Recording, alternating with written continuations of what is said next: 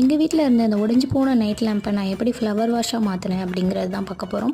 அதுக்கு நான் வந்து ஃபஸ்ட்டு எல்லோ கலர் ஷீட்டை வந்து எடுத்துக்கிட்டேன். அதை வந்து 4ஆக ஃபோல்ட் பண்ணிக்கிட்டேன்.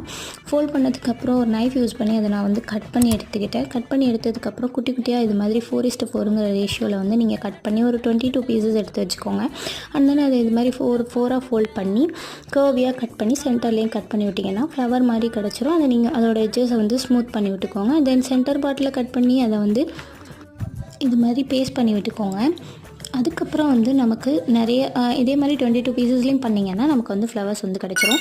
அண்ட் தென் வந்து ஒரு ஸ்கெட்ச் எடுத்துகிட்டு உள்ளார ஸ்டிக்மா வந்து கொடுத்துக்கிறேன். கொடுத்ததுக்கப்புறம் எல்லா ஃப்ளவர்ஸ்லையும் இந்த மாதிரி கொடுத்துக்கோங்க. அண்ட் தென் ஒரு க்ரீன் கலர் ஷீட்டை வந்து நான் எடுத்துக்கிறேன். பேஸ்க்கு 30x6ங்கிற ரேஷியோவில் வந்து நீங்கள் கட் பண்ணி எடுத்துகிட்டு அதை வந்து ரோல் பண்ணிக்கோங்க. இது மாதிரி ஒரு ஸ்டிக் மாதிரி ரோல் பண்ணிவிட்டு அண்ட் தென் எனக்கு ஒரு தெர்மாக்கோல் இருந்துச்சு, அதை நான் இதுக்குள்ளே இன்சர்ட் பண்ணி இந்த ஃப்ளவர்ஸையும் வச்சுட்டேன். ஃபைனல் அவுட்புட் எப்படி இருக்குன்னு